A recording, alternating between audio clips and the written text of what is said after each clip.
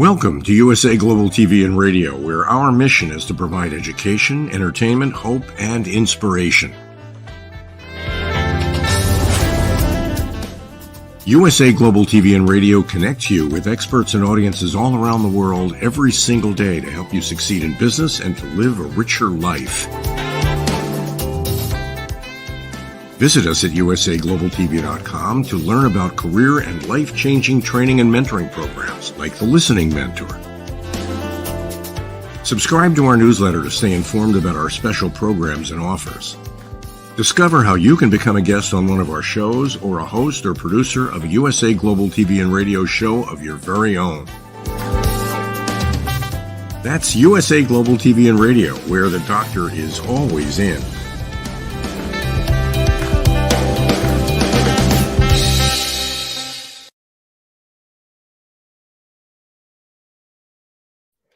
Good morning, good afternoon, and good evening. This is USA Global TV and Radio. I'm Dr. Jacalyn Kerbeck, and our show today is Your Story, Your Grief, Your Journey. Let's welcome the star of our show. Joining us from Canada, it's Doug Lawrence. Doug, come on out. Hello. Hello, and hello to our listeners and viewers all across the world. Thank you so much for taking time out of your very busy schedule to be with us today, and we hope you take something away from today. Thank you so much, Doug. And for people who aren't aware, Doug is devoting his time, his energy, his efforts to helping people all over the world. He has had and is having his own grieving journey, and yet he puts himself out there to help other people. So please do connect with him. You can reach out to him via his website. All the information is here, but the website is TalentC.ca. You can also email him at doug.lawrence@talentc.ca. And Doug, what about your book? Oh, I happen to have it here. I have my little, there we go. So, we'll go this way. There we go. You are not alone. There you go. And guess what? Anyone out there watching or listening, you are not alone. It just takes you picking up the phone, clicking on your computer keyboard or some other method to reach out to Doug or to myself, to anybody out there, especially on this platform, who wants to help you. So, Doug, our topic today is one that you provided, which is, are some people better at the grieving journey? What came to mind when this popped into your head? I actually was having a couple conversations more recently, and they sort of stemmed from the conversation of how people were dealing with grief, and how for some people it seemed like if there was a thing you could master, that's what it would be, was they were able to master their grief better than what I've seen others do. So that's where it started from. But then now I'm starting to think, like our conversation backstage about, some stuff that's been going on, is that, as we get older, we start to deal with more health related issues. And there's actually an element of grief there, because we're grieving a life that could have been, probably could have been, that has been diminished to some extent because of our age as we get older and that. And so we as people need to be able to understand that, that there is no hierarchy when it comes to grief, and that, all your feelings are valid. There's no comparison of this person grieves better than this one or anything like that. But the idea where I was going with this was that, grief touches us in so many different ways. And to be truthfully honest, every single one of us, even our viewing and listening audience today, at some time point, you've either experienced grief or you will be experiencing grief at some time in the future. Thanks so much, Doug. I really appreciate what you were saying there. My finger got stuck there at the button. So, yes, and we were talking on another show yesterday. I can't remember which one it was, about the grief journey and how some people will jump right back into whatever it was they were doing in the past, and they'll just take those feelings and literally push them down and say, hey, I don't need to deal with this. I need to just get back to work. I need to get back to my life. I need to get back to making money. And then later, it's almost like a huge volcano that explodes, and they end up with having some type of meltdown or crisis. Is this something that's pretty common in your experience as an international certified mentor? It is a lot of, the thing that I'm seeing is that we're still kind of pushing those feelings down, like you've mentioned, that we're not dealing with them. We're not developing the coping skills that we perhaps but need to have in place. And as a result of that, we're sort of self-inflicting a lot of what it is that we're having to deal with on ourselves. And that's not always what I would call a good place to be. So, there's the thing to remember. So I'll give you an example, is that one of the myths that's out there is that grief can last 1 to 2 years. And the truth is not so, is that grief goes as long as you as an individual want it to be, as long as your healing journey is going on. And sometimes, and I've actually talked to people where, they've been grieving 12, 13, 14 years.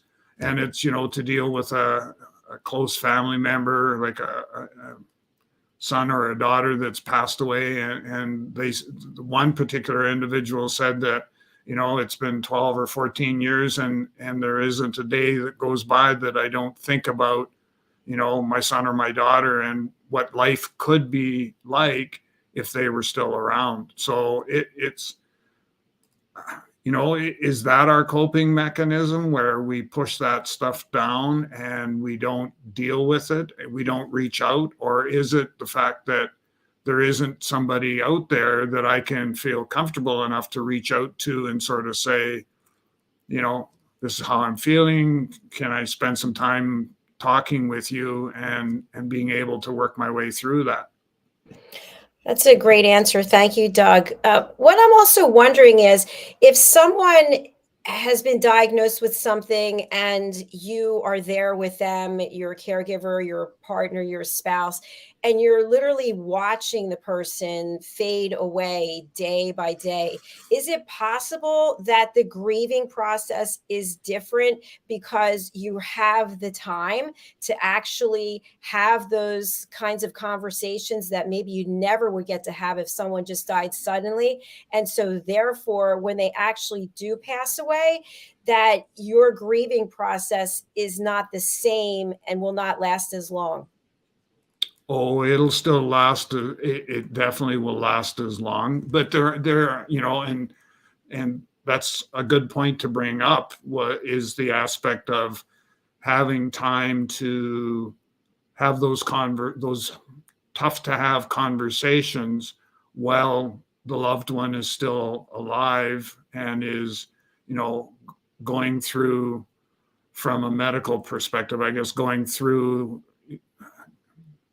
how would I word this? It's going through their passage from life today to perhaps the afterlife, if you're, if you believe in that. So I think that Deborah and I, we had from probably December to February, and we had some conversations, but I think there was always that glimmer of hope that something would happen. Maybe the chemo would work, or, that something would happen in any event that we could prolong those conversations, when in fact that wasn't the case. It ended up that, that was the time we had. And did we make, optimum use of that time? Probably not.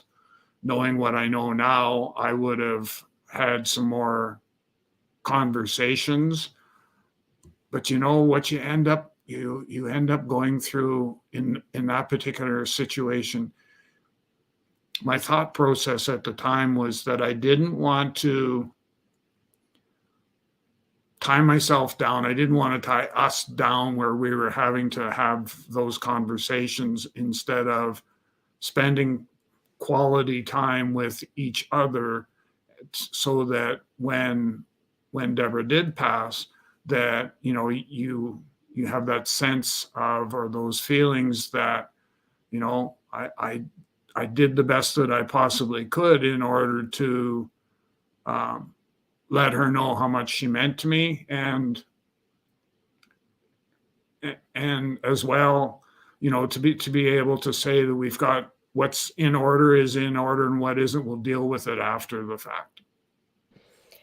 And Doug, as I always say, I feel so bad having you go back to those painful times. I know that, and you're doing it to help other people, and hopefully you find some support in doing it as well. What if a person were able to work with someone like yourself at the same time that their loved one was going through the process of leaving this earth? Is that something that would be helpful, or is it more helpful to just spend all the time that you have with your loved one, and then when they pass, to work with someone like you? You know, I think that each situation is unique in that particular case, where, you know, you would have to decide, do you want to bring, you know, have me come in and be part of your journey together? I'm more inclined to say probably not, and it's only because, you know, Deborah had lots of friends and that would have loved to have spent some time with her, but out of respect to me and the fact that, you know, that I wanted the bigger chunk of that time, you know, and certainly her children would fit into that piece as well. But the other part, of course, that, you know, you don't plan for the curve balls in this case, which was COVID and restrictions on visitation and all that we had to deal with as well. But I think, you know, remove COVID from the picture and just take a look at it. And I think I would be more inclined if somebody said, you know, we'd like you to come and be part of our journey. I think I would want to explore, what does that look like? And are we better for me to just stay back a bit out of the sort of the journey part? And once you get closer to where you feel I can bring more value to that relationship, then that would be the time for me to engage. That makes a lot of sense. Thank you. What about preparing ourselves for our own eventual demise and leaving this planet?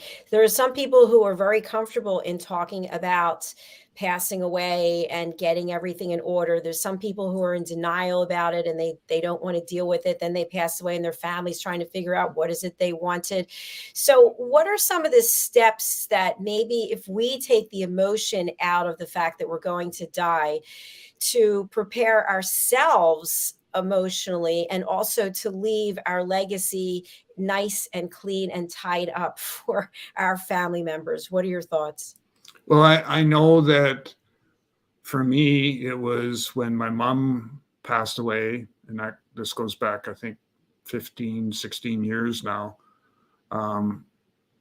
There was it was a wake-up call for everybody in the families to sort of, because mom and dad didn't, other than what they had suggested they wanted me to put into practice or into place, if and when, not if, when they passed away, other than that conversation, I used to say, you know, we planned mom and dad's celebration of life, their service, over Denver sandwiches at lunchtime, when I would take a break from work, and because they lived in the same city as I did, and I would just go and have lunch with them. And I can remember them out of the blue said, well, we need to talk about this. And I went, no, you don't really need, let's not talk about that today. And in actual fact, we needed to have those conversations because number one, it helped me prepare for the future of things I needed to be cognizant of. Didn't do a good job. So my report card there would be a C+. And then it was the aspect of getting them to start to have the conversations as well, that, so that everybody's kind of on the same page, which we weren't, and being able to deal with it. So what it did for me is it opened my eyes to what I needed to be thinking about from certainly my immediate family, setting aside my parents, but, my wife and my two children and that. So part of that was involved in that wake-up call. But the other wake-up call was what if, or not what if, when it's my time to go, is how can I make that transition as smoothly as possible so that it doesn't impact my two children. It doesn't impact them, and they're able to deal with it, and they're not left with a stack load of bills to pay, to go through all of that. So I've been noticing in a lot of instances that's becoming more and more. A lot more people are starting to forward plan for their own celebration of life or their funeral, whichever you prefer to call it. So I know for me, it was an eye opener for not only for me, but for other people, close family, friends, and that went, we've got none of that stuff in place, and we need to start to have that planning process, get it kickstarted and get it going. Yeah, I'm really in alignment with everything that you're sharing. And I know for myself, there's a lot more I want to do here. This planet, I don't want to be leaving anytime soon. But I know when I do go, I don't want to be suffering. I don't want to be a vegetable hooked up to a machine. I want to be cremated, and I want them to have a big party and put my ashes over the ocean and just enjoy themselves. But for the majority of the people who do have plans, they're probably shaking their head thinking, yes, we have this arranged and that arranged. But for the others out there who can't even bring themselves to talk about it, what is under the surface there? Is it fear? Obviously some type of fear, but fear of what, do you think? I think if you're starting to put plans in place, it's an acceptance of the reality that life does end at some time point, and that we need to have a plan in place, a strategy, whatever you want to use for terminology. Because I think of it where I know with my parents, they had specific things written in a makeshift will that they had that talked about the end of life for them. And I know we were in the process with Deborah actually of going through and updating wills and end of life and all that stuff. So we were in a not too bad of a place, but it's definitely something if you've never gone through the experience, then my hat goes off to you, because you've never had to deal with grief and plan something that you have no idea what they expected of you. That's just stuff that you need to take care of and make sure. So we even sketched it out to a point where, yes, cremation, and this is where Deborah's ashes and where my ashes, as an example, this is where we want them spread. And that's a tough call to make, even when, while you're still alive, to be able to say, oh, okay, this is what I want to take place. Exactly. And also part of the grieving process is living, because we're still here. And yet many times there can be a tremendous amount of guilt about enjoying anything in life, because you're supposed to be grieving right now. You're supposed to be wearing black, and you're supposed to. So what words of advice do you have for anyone who's going through that type of experience right now? Well, the big thing for me is, as a result of, the research and stuff I've done, the You Are Not Alone, the book, and all of those sorts of things, is that grief doesn't really ever go away. And so we have to learn how are we going to deal with that? How are we going to manage our grief and not let it manage us? That's probably my best definition of how that all can work. But grief never goes away. There's a number of different things we can do, some coping mechanisms that we can put into place, like have those conversations. The Denver sandwich over lunchtime with my mom and my dad it brought us closer to understanding what they both wanted, but it all shifted in any event. That's a whole nother story that we won't get into. But another thing to do as part of your coping mechanisms to be able to deal with this in a little bit better way is to remember all the good that's happened in your life. Like for me, meeting Deborah and having 43 years, roughly, give or take.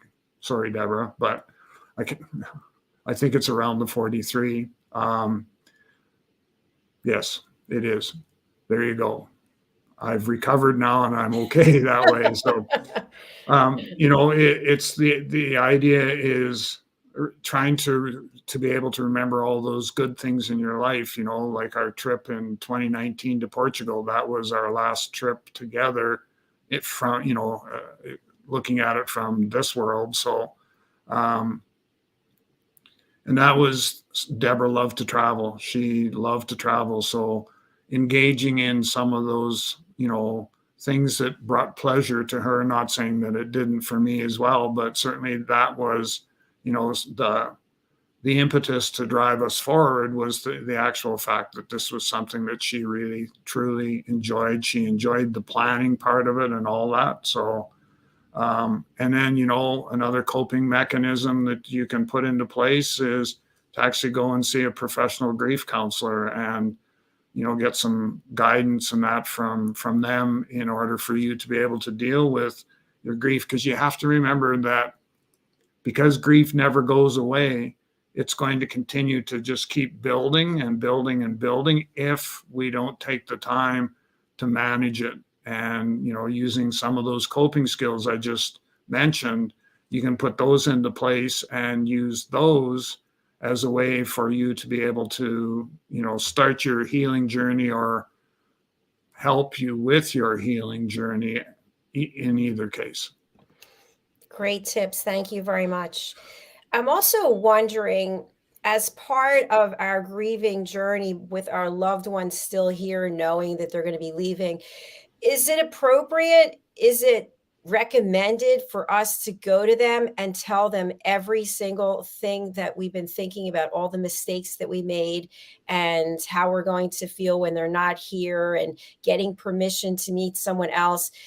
They're going through their own journey, and yet we have feelings of guilt, maybe feelings of concern about what they're going to think after they're gone and we've moved on. Is it right to put all this on them at that time? Probably not. I know Deborah and I, we didn't have a conversation of that nature. We were more talking about, she had certain items that she wanted to have given to certain members of the family. So kind of going down that path. So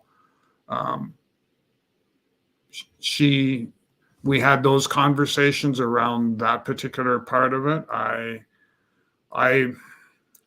to have a conversation with the idea in mind of, so is it okay if I come, if I'm end up getting hooked up with somebody and can start another life with them, so to speak? Are you okay with that? Me being me, I probably wouldn't have that conversation. I would, I've gotten that answer, but I kind of got it in a different approach. And I think I may have mentioned before, but when my mother passed, I went to a psychic to get closure, to make sure she'd crossed over and all that sort of stuff. And when Deborah passed, I went to a psychic and then to a medium, and not so much to get the answers to questions like that, but more so for closure. That's important to me. And those are two ways, the psychic and the medium, those are two ways that I'm able to facilitate that taking place. And for me, it's very therapeutic. And, it's like everything else. It's what you believe in and what you're comfortable with. And if you're not, then, you will get to a place, you'll get to a time in your life where the answer to some of those questions will become abundantly clear. Excellent. I'm also wondering, maybe to make it less painful for others, if we know personally that we have a diagnosis or we're not going to be here that much longer, what if we just said to our loved ones, said to our significant others, hey, I know I'm not going to be here. I really love you. I've really enjoyed what we have. And I want you to be happy. I want you to meet someone else. I want you to give this to whomever and that to whomever, and just put it all out there so that our loved ones are not left not knowing.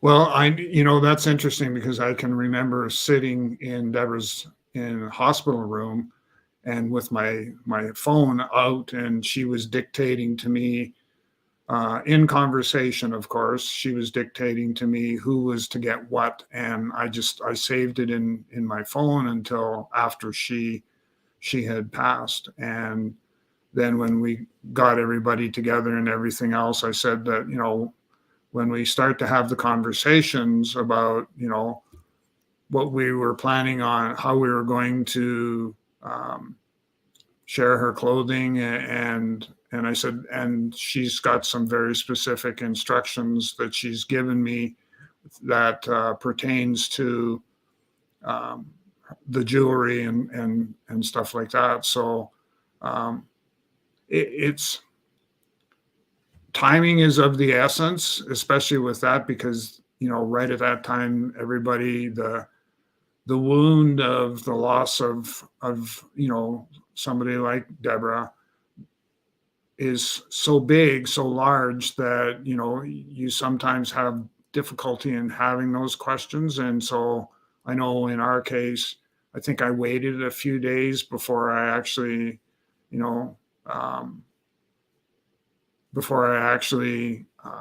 ended up having the conversations and stuff, and then started to sort of figure out, okay, when do we want this to take place, and how is it going to take place, and trying to make sure that everybody was comfortable with it, because it was a place that kind of ripped at your heartstrings, for the only way to describe it. It literally ripped at the heartstrings. And so we were already experiencing the loss, and to go through this and kind of, Deborah passes away, and this may sound harsh, and it kind of is, but, Deborah passes away, and you sort of say, okay, 20 minutes from now, everybody at the house, and we're going to, talk about sharing Deborah's clothing and going through all of that process. Probably not the best way to deal with things. And so, putting it off to a certain, 2-3 days later is certainly, better than us trying to, the immediate day after, trying to have, those conversations. Of course, there's so much pain and it's so new, and then it's people just going through her stuff, and then It's like an invasion of privacy, I imagine. What about on the opposite end when people keep the children or whomever they lived with, they keep the room exactly the same as it was when the person was alive? That's and I know people that have done that and have gone, 2, 3 years with, you know, the bedroom staying the same. It's still set up the way it was when everybody was still alive. And, if that brings you peace, then by all means, and there will come a time when you feel comfortable enough on your grieving journey that, making some changes to the house and in particular the bedroom, if that's the topic we're discussing, is the potential of changing the bedroom around a bit. If when you will know when you get to that time when it's appropriate to do so. And what about from the bigger picture in your experience? Is it time to move somewhere completely new? A new house in a new neighborhood without any memories and just everything is new? There is there is a plus to doing that. It has been suggested to me, and interestingly enough, um,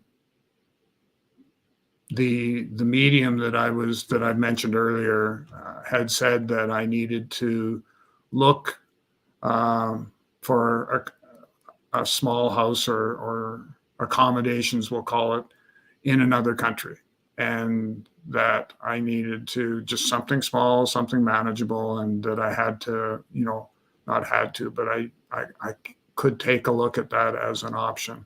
And I know I've done some renovations on the house, and actually my son and I had this conversation on the weekend around, are you planning on staying? What's your thoughts and all that sort of stuff? And I said, right now, I can't answer that. It's still, for me, it's still too fresh, too new, that, for me to pack up and go tomorrow, I don't think I could do that just because of the memories that I have with Deborah here. So, but I do know that, I'll have that conversation maybe 2, 3 years from now, because I have been investing a fair amount of money in updating the house, and I want to be able to share that in conjunction with the memories. That would be something Deborah would be quite pleased with. Would be the work that I've had done. That was typically something that she would take care of. So this is me honoring her and what she would do if the roles were reversed. Once again, thank you so much for your honesty about all this. I'm going to ask a question that might be difficult. I'm sure there's other people out there in a similar situation. But when you put the investment into the house, is that a way of honoring her and then also possibly of keeping someone new at an arm's length away? Because you might not want to bring them to the place that was yours, that you're now enhancing in some other ways out of respect to what you and she had into her. So that's two answers that I owe you. So the first one is that the changes I'm doing are things that we had talked about years ago and just never did. And so this is my way of honoring that conversation that Deborah and I had, and kind of moving forward with those changes in that to the house. As far as it being utilized as a way to keep potential new partners, I've never thought of it in that light. I know certainly for myself, I've never thought of it. It could be. Could definitely be used as a means to, and part of that is all about communication and how important it is to, communicate. Okay, I've been doing all these renovations and all that sort of stuff, and I probably, it's one of those things is what does this new partner need to know versus must know. So when it comes to doing the renos on the house, I mean, the home is X amount of years old, and it's probably time to have to do a bit of a facelift. And so I've, taken that opportunity to do so and leave the conversation at that. And if it becomes an issue, then we have that conversation and we deal with it. Makes a lot of sense. Thank you. And I think my next question is a large one that might lead into another show. But for people who are interested in the journey, you already shared this on another show about speaking with a psychic. What about seances and bringing your loved one back so that you can directly communicate with them?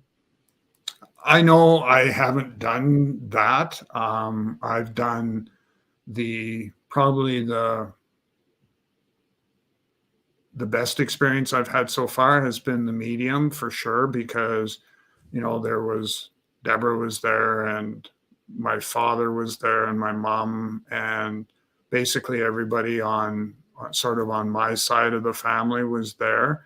And it was very therapeutic for me. And, I respect everybody, our viewing and listening audience of people who may not be so inclined to believe in that modality, but I've done it now a number of different times, and I'm a firm believer in, in what it can do for me and what it has done for me.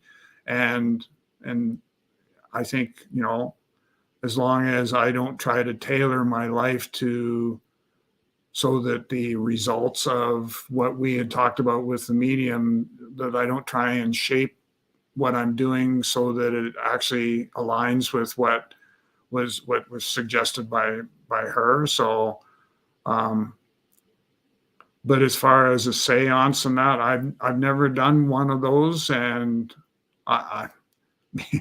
me being me, I would try anything. So, because I've done past life regression, I've done the psychic, I've done angel card readings, somebody would suggest, anything, and I would kind of weigh the possibilities and then definitely, go forth from there. I think it would be really fabulous to have someone on here who conducts seances. I think that would be neat, and even a psychic medium to come in and talk about that, because I think that'd be helpful, not for everyone in our audience, but there's definitely a certain amount of people that I think would benefit from it. Most definitely. And, we can always speak to the aspect of this has been used as a method for me in any event, not necessarily everybody, but for me to get closure. So be able to tie it to the grieving process as well. Definitely. Doug, you have your book there. I would love for you to read something as we close out this episode. Okay, I can do that.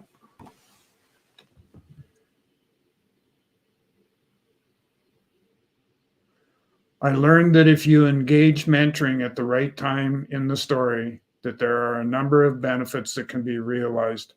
Helping someone using mentoring techniques and processes can create a path for them to return to work quicker and be that productive employee that the organization wants. A healthy and happy employee can translate into a reduced turnover rate, higher productivity, more engaged employees, as just some of the benefits. I learned that behind a lot of the closet doors are human beings that are crying for help, but afraid to open that door and reach out for help. They are afraid what society will label them as. Wow. Brilliant. Thank you so much, Doug. And we have your information about where people can purchase your book. Obviously, it's on Amazon. Also, you can go to your website. And as we close out for the next show, what would you like to leave our audience with? What messaging? The most important thing for me that I hope that you take away from this is that grief is a long journey, and it's not the 1 to 2 years. So I encourage you to reach out to people, to extend your hand and say, I need help, and there will be people that will walk beside you on your healing journey versus you having to do that on your own. So you are not alone. You are not alone. Thank you so much, Doug. And I hope everyone will join us again next week. We do have some wonderful guests who I've reached out to. They'll be booking in very soon. And our next show, Stories of Hope, Inspiration, and Overcoming Adversity, is coming up.